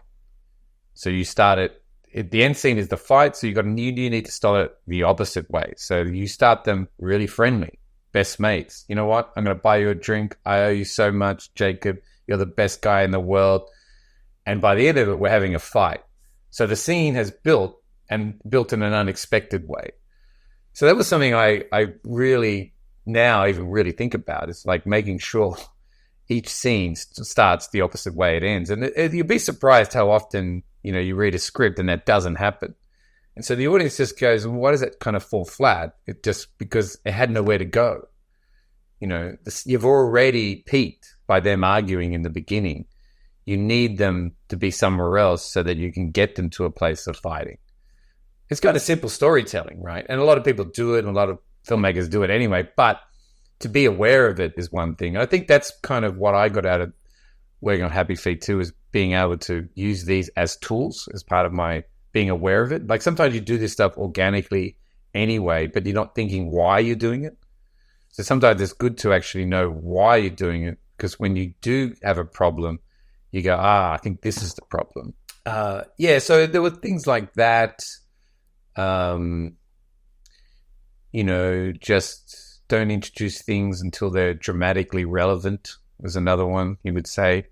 So rather than just show something because it's interesting, it needs to have a relevance to the film. What is its dramatic relevance? Why is the audience going to remember this? And often they don't remember it unless it's relevant to the story. And audiences don't. And often you see that in a film where they just want to set something up because they want to pay it off later. But because it's not dramatically relevant or has no context in that moment, the audience doesn't register it. They don't even remember it. And then later on, that character returns. The filmmaker's thinking, everyone's going to put the connection together. That was that character at the very beginning. But they don't, because it's not dramatically relevant at the time. So that's something another little tool that I kind of took from working on that film. There's a whole bunch of other things I can't remember, but yeah.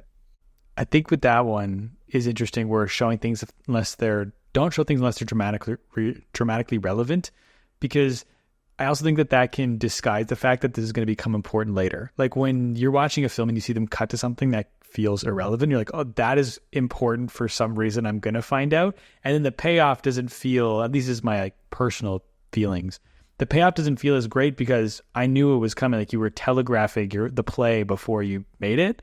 And so it doesn't feel as satisfying from an audience's perspective either.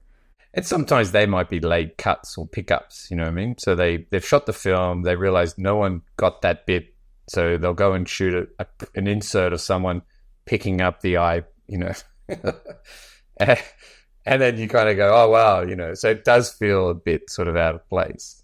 But, you know, when it's done really well, you don't even question it, you know what I mean? It's seamless. I think that's the key of filmmaking too, is it's got to feel seamless. And for it to feel seamless, for it to have that like simplicity, there's a lot of complexity working underneath it. Yeah, absolutely. Yeah, a lot of rewriting, a lot of, you know, whenever I see a really good film, I go, wow, that a lot of work has gone into that. You know, a lot of work. With the scene where you're talking about how you can never end a scene where you start a scene, we say that's like one of the tools in your tool belt now. How do you use that tool in practice? Is that like, this scene isn't working, let me see which of these tools will fix this scene? Like, how do you actually use that? Because I imagine when you're doing the first draft or you're just telling the story, you're just kind of telling the story as authentically as you can, and then it's in the revision process where you bring out those tools. Maybe I'm off base here. So I'm curious like how you actually use those tools in your process. It's a bit of both. I mean, once you've got that mindset of thinking like that, you try and write it like that. But sometimes you might forget and you'll go back and go, oh, you know what? Gosh, I forgot to, you know, I'll change that scene so it feels like you know, that's part of the problem. Or simple things like, I mean, another one George would say is, you know, withholding information from one scene so that it gets answered in the next, which is a kind of a basic thing to think about, but it's actually a really effective way to keep the audience engaged. Because you have one scene, you don't want to reveal the answer until the next scene. So the audience wants to know what's going to happen. There's a sense of anticipation. And that's something sometimes you might do in a revision going, I've kind of given it away here. I should withhold that until the next scene and have the payoff there. Because ultimately it's about audience engagement, right? It's about keeping the audience wanting to watch and keep watching. Do all of these rules or these tools you use, do they sometimes though like get in the way of just telling the story when you have too many? Yeah, I mean, I try not to really think about them because that can be problematic as well. But I try and write without thinking about it too much because in hope your instincts kind of guide you, and that some of these tools you hope have become instinctive. But they're just kind of handy just to kind of remember. And also, you know, during that Happy Feet experience too, you know, there were other writers as well, other people working on other projects. And, you know, I learned a lot from them too, just from what they would suggest, and, you know, and from just having casual conversations. And, you know, context is another good one too, you know, just the scene, making sure the scene has a context so the audience knows the context. So it might be like you're telling the audience that by the end, at some point during this next scene, someone's going to get killed. Like, you don't know who, but there's this kind of context. I mean, a really good example is, you know, Quentin Tarantino's Pulp Fiction, when they're driving in the car and they're talking about McDonald's or whatever, and you know they're about to kill someone. So suddenly that scene it's not just a scene. It has context. The result is they're going to shoot someone dead. They're going to kill someone. But they're having this banal conversation about which burger is best, right? So it's kind of juxtaposed. And suddenly you love that scene because you're going, wow, they're having this kind of conversation about burgers, but I know they're about to kill someone. But if you didn't know they were going to kill someone, that scene would just kind of be, what's the purpose of this scene? There's no context. You know, it gives it context because you go, these killers are so casual, right, that they can just pop someone off and on the way just have this really boring conversation about, you know, quarter pounders and Big Macs and, you know, Like that's a really effective that's really effective filmmaking. How do you give a scene context like that? Is that something you only realize in hindsight? Because I don't remember I know the scene you're referencing and the scene that comes after. I don't remember exactly how that scene starts. So is that something where in the moment we're kind of like, why are they having this conversation? And then when we look back, oh, it's so funny that they were so casual? Or is it something that happens in the moment? Like, how does a scene get that context? How do you give that context to the audience? Well, sometimes, like I wrote this film, which is the film George actually optioned. They didn't end up making it, but I remember it was my mate who read it, and he made that observation. He goes, "Oh, this scene was just playing out, and it was the scene that they were going to this reunion. I won't go into the whole thing, but." He said, "Oh, there's no context. I don't know why what's happening in this scene. It's just playing out. It's a really well-written scene. The interactions are great, but I don't know what the purpose of it is." And I went, "Oh, yeah." So I had to set up earlier during this kind of voiceover thing about saying, what was the character saying? I was about to step into I'm not just making this up, step into something that was going to change my life forever and not in a positive way. So now the audience is going, all this time he's chatting to these people, they're thinking something bad is going to happen, right? So there's a context to it. So there's a dramatic tension to that scene now. Whereas if you don't know that, it's just playing out, And so when I gave that, it just made that scene come to life and suddenly have a reason to be there. Otherwise you could have just got rid of it. Is there a way to do that without voiceover? Oh, yeah, totally. It just happened to work because I already had that device in the beginning. So it was someone retelling the past. And so it was a real simple fix. It was a really easy fix. It was just like, oh, wait a minute, I'll just get this guy to say this. Whereas, yeah, totally. It doesn't necessarily have to be, as a voiceover. I've asked you a lot about what you learned from George, but is there anything you felt like you taught George or George kind of picked up from working with you? Yeah, I think because we both, I guess I have a different skill set to him. Like it's a comedy one, in a sense of what's funny and how to make funny scenes. And I think he's aware that I have lots of original ideas, lots of ideas. He would often say that, "Oh, you have so many great ideas, Gary." And I think he loved that because he is someone who's drawn to people that have great ideas and he always wants to go, "Oh, I love that idea. That's great." And so I think I remember having that conversation about context actually, because when I showed him the script, I mentioned that scene. I'd said, "Oh, look, I've made a mind that mentioned it didn't have context, and that's why I wrote it in." He goes, "Yeah, that was excellent. That was very good." So maybe he didn't even was aware that the scene needed context, but I think he was aware that actually made that scene work. But yeah, I don't know whether George would learn anything specifically from me. I think knowing that I have something that perhaps he doesn't do as well potentially is a good combination. So I'm not him and he's not me, and I'm always going to bring something else to it. I guess I can be more of a comedy authority on things, even though he's funny, he's got great ideas and stuff. I'm just saying I would probably be able to, say, "Oh no, I think it'd be funnier if you do it this way," and you go, yeah, you're right. Let's do it like that. So he did have faith in what you would say.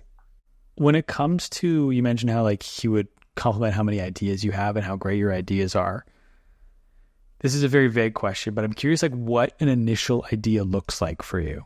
To me, and this is kind of true to stand-up and to screenwriting and to any writing, is, you apply a what if.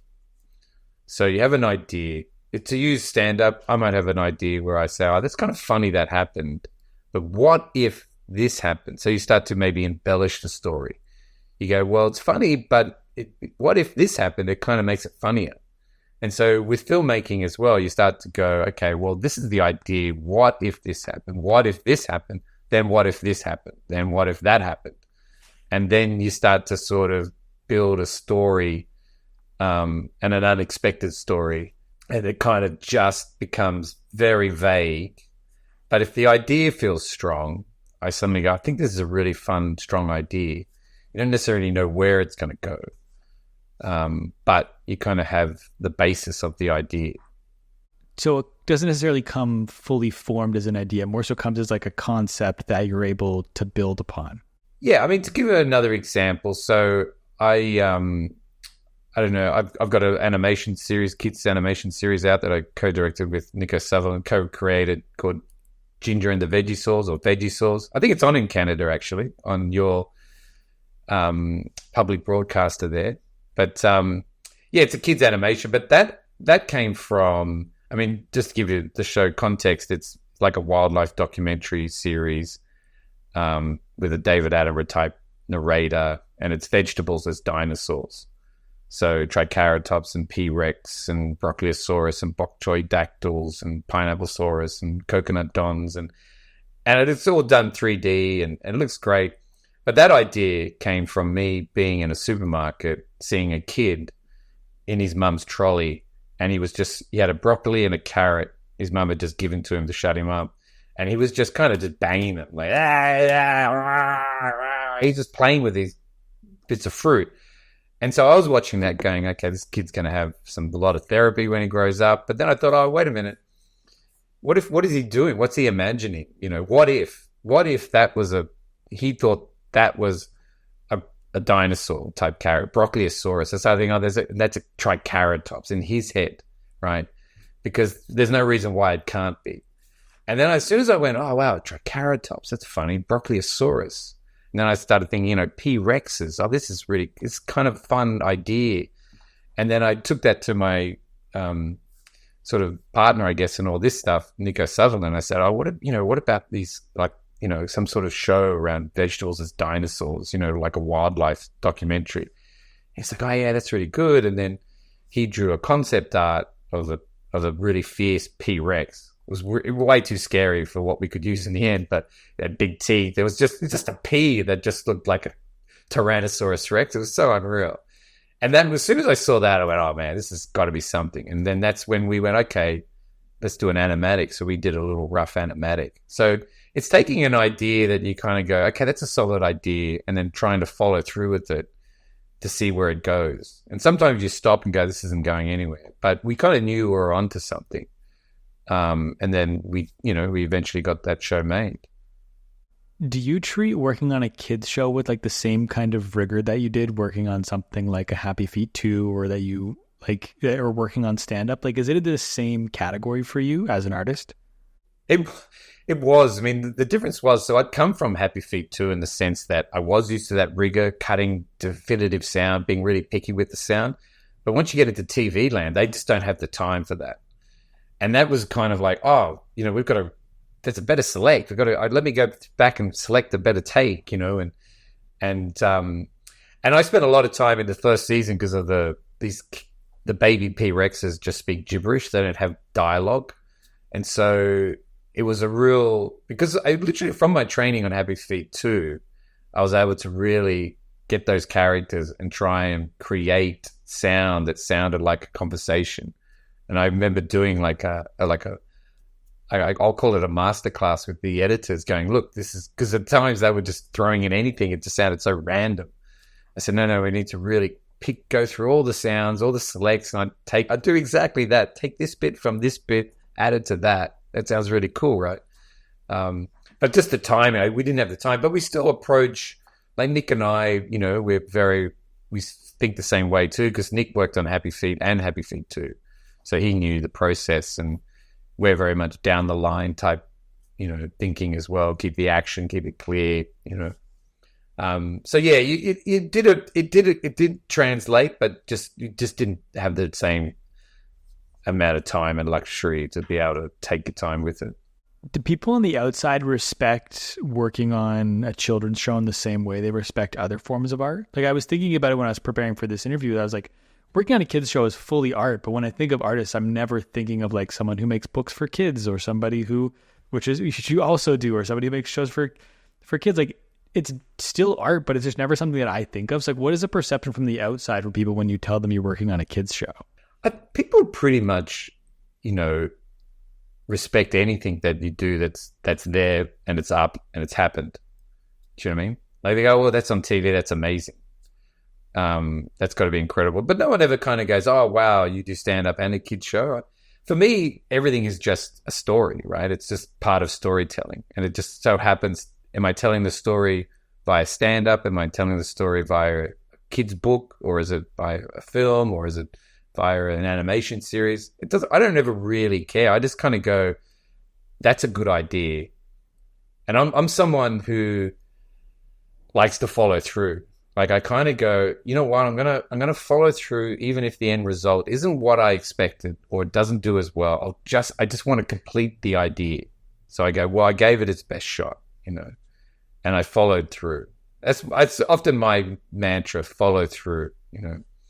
Even if it's crap, try and follow through to the end, because you just don't know where it leads. And sometimes it doesn't go anywhere. Sometimes it leads to something else. But yeah, so I don't think anyone really goes, oh, what the hell's Gary doing? I mean, if you even look at someone like George, I mean, his slate is really wild. I mean, you got Mad Max, you got Babe,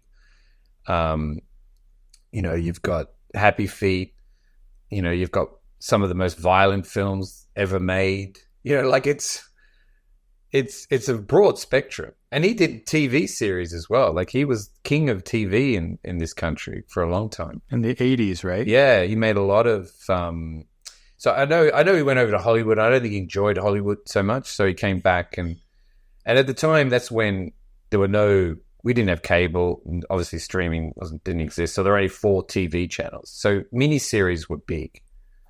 And so you got a big audience and they paid shitloads of money, the networks, to make these shows. And George created probably some of the best miniseries we've ever made here. Bodyline and Dismissal and Vietnam. They were all really, this is where Nicole Kidman got her first break. So really, really great. Hugo Weaving played, he was cast in the original I don't know, Bodyline. You guys aren't into cricket, but I'm somewhat familiar with I've spent a lot of time like studying George's career over the last few months, so it's all like vaguely familiar. I haven't seen Bodyline though. Yeah, I mean it was very an Australian. Like now you wouldn't make that show because it wouldn't have an international audience, right? But because the audience was so much bigger and a captured audience back then, when there's only one network that would show it, you could make it. But it was basically about Don Bradman, who was Australia's, probably arguably the world's greatest cricket player of all time. And so it was kind of his story. But Hugo Weaving played the English bowler, Douglas Jardine or something. But that was his kind of first sort of commercial break. Do you ever think of the audience when you're coming up with stories? Like you said, how now you wouldn't make a show like Bodyline because of the audience. Like when you're coming up with story ideas, when does the thinking of the audience come into play? Yeah, I mean, it's so frustrating because it's not just, okay, who's the market, who's the audience. You do have to think about that. And I never really thought about that. I would just, like, even with, say, Ginger and the Veggie Sauce, I always had in my head it was playing much older. But when people saw it, they went, oh, this is preschool. I was like, preschool? No way. This has got to be like 10-year-olds, right? 12-year-olds. Adults are going to love this. But they saw it differently. So sometimes I get my audience completely wrong. But now, it's not just the audience. You got to think about who's the demographic. It's like cast. It's all about who's in it.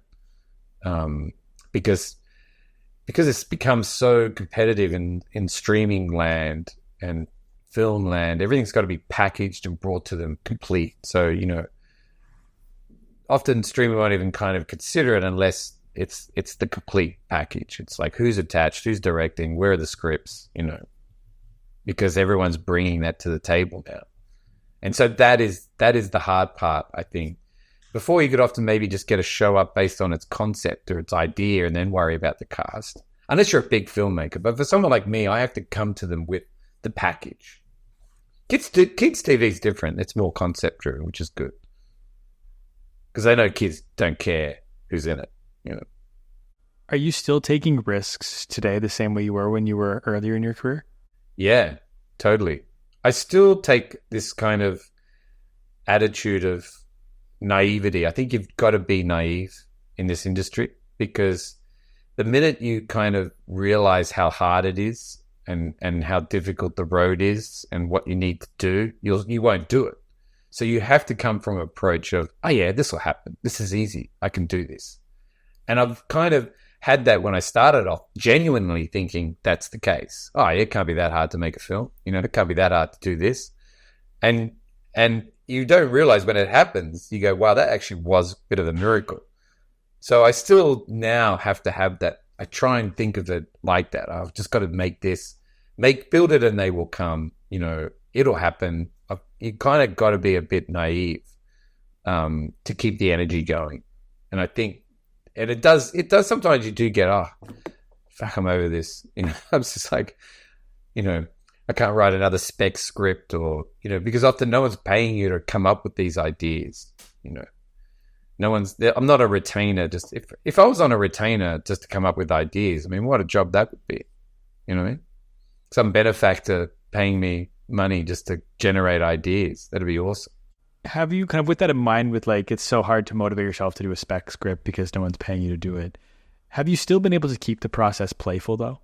Yeah. I mean, ultimately, yeah, you do, because you kind of enjoy, if it's a good idea, you kind of enjoy that idea, and it's kind of go, you know what, I love this idea. Something's got to happen to this idea. And I know, and everything kind of, I kind of have this belief that if it's good, it will bubble to the surface somewhere, somehow, you know, and you kind of have to have a bit of faith in that.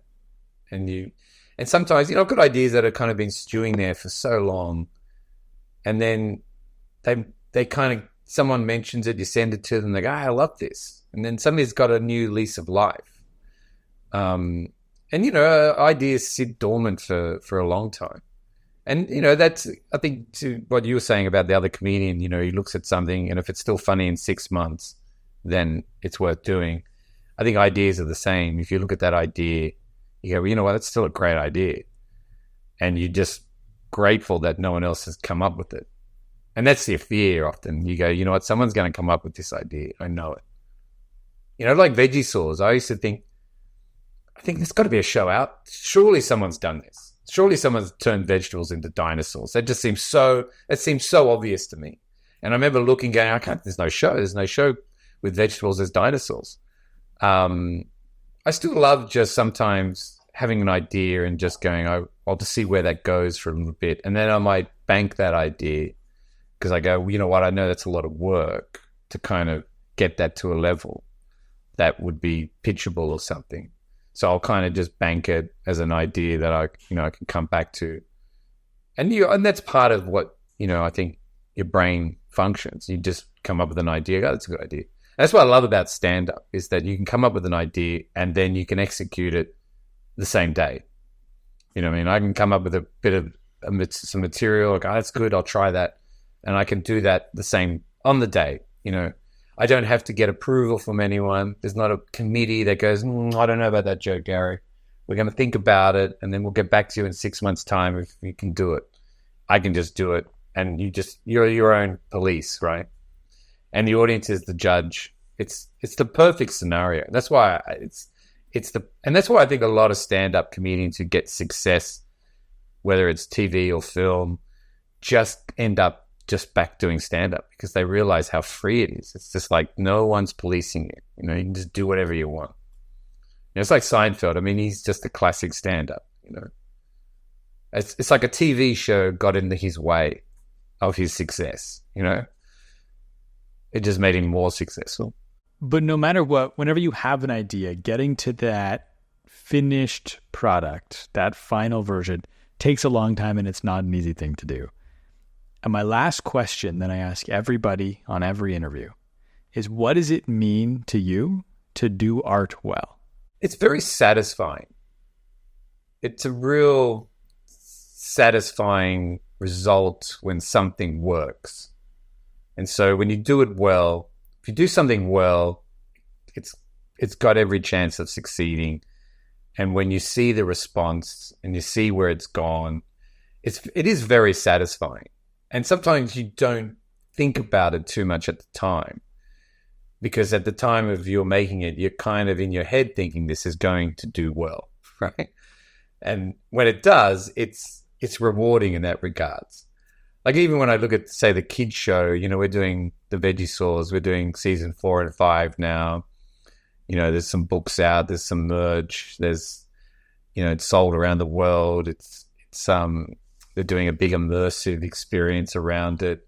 And you go, wow, that didn't exist a few years ago. None of that existed. All these people didn't have jobs who are now working on it and whose life is suddenly dedicated to making this show.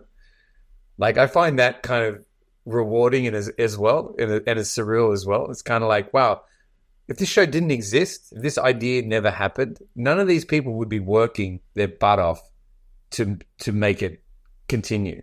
And none of this world would exist. Like, the fact that there is a book or a T-shirt would never have happened. And so it's kind of, it's like running into your partner or whatever and having a family. It's kind of like, I think being creative is a little bit like that. You keep running into your creative partner, and that becomes a kind of creative idea that spawns a whole bunch of, creative children that go and, it's kind of bizarre how it works. But I think that to me is what is doing art well. And that's what I think makes art so magical, is an idea in your head can spawn all these physical things in the real world that never would have existed had you never had that idea. Yeah, it's amazing. It's kind of like another parallel universe kind of world. Had that not happened, everyone's lives would have continued, but without the T-shirt. People like to talk about the butterfly effect when it comes to time travel, but I think the butterfly effect when it comes to your art is so interesting as well. Like, had you not put that idea in the world, that person hadn't seen it, how would they have not changed in a certain way that resulted in them making a different decision than they would? Like, you can play that out so many ways with your head when it comes to your art, and to the butterfly effect of your art. And I just think that's something I think about very often, is how powerful an idea and art can actually be. No, totally. And I also think it's why it's good to have multiple ideas, because I look at when I was doing stuff, like I was trying to get a feature up. I had a feature option with George, which he didn't end up making. But when that didn't happen, I sort of gravitated and ended up doing Veggie Saws, So I know had I done that film, had that got up, I probably wouldn't have done Veggie Saws in a sense. So it kind of, even though one thing doesn't happen, as long as you've got something else happening, it will kind of happen. So, that in itself is part of, the reward, I guess, is knowing that you just got to keep going. And I kind of sense, all paths kind of end up merging again. Like, you might go on these tangents, but you end up sort of back where you started. I agree. I like that. You can't connect the dots looking forward. You can only connect them looking back, as Steve Jobs said. Yeah.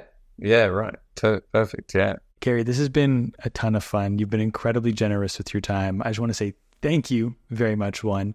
Two, where can the people find you? Where can they find what you're working on? Plug anything and everything you got right now. Oh, look, I'm not really a social media hound, but I should be. But look, you can follow me on Facebook, Gary Eck. There's also my website, garyeck.com. But there's nothing I don't really update.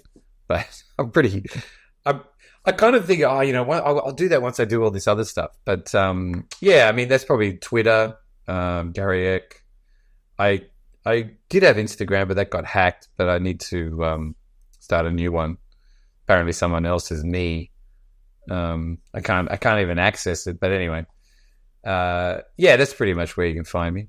Thanks for listening. Make sure you subscribe. And if you enjoyed this interview, can you do me a favor and send it to just one friend who you think would like it too? And if you want even more from me, you can subscribe to the Artwell newsletter at the link in the show notes. And now, go do your thing. Whatever it is, do it well.